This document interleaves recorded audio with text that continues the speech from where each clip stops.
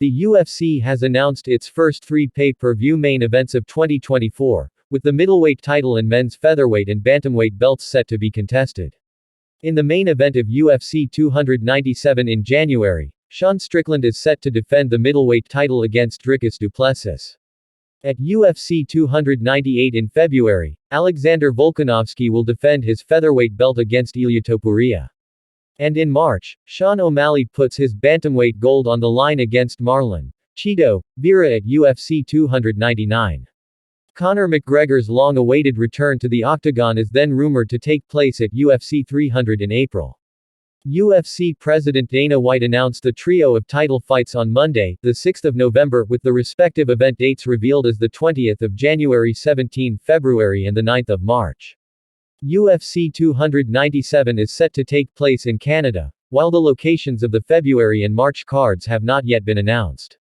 American Strickland won the 185 pounds title with a decision win over Israel Adesanya in September, in one of the biggest upsets in UFC history. His first challenger, Du Plessis, was initially in line to face Adesanya on that date, but the South African suffered an injury that prevented the fight from being signed. Meanwhile, Volkanovski has reigned as 145 pounds champion since 2019 and has never lost at that weight.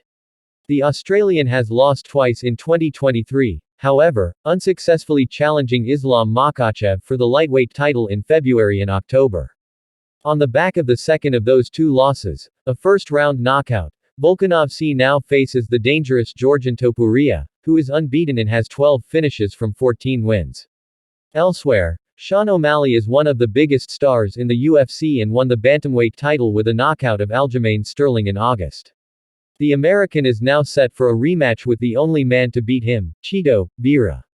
The Ecuadorian beat O'Malley via TKO in 2019 after dealing Sugar Sean a leg injury.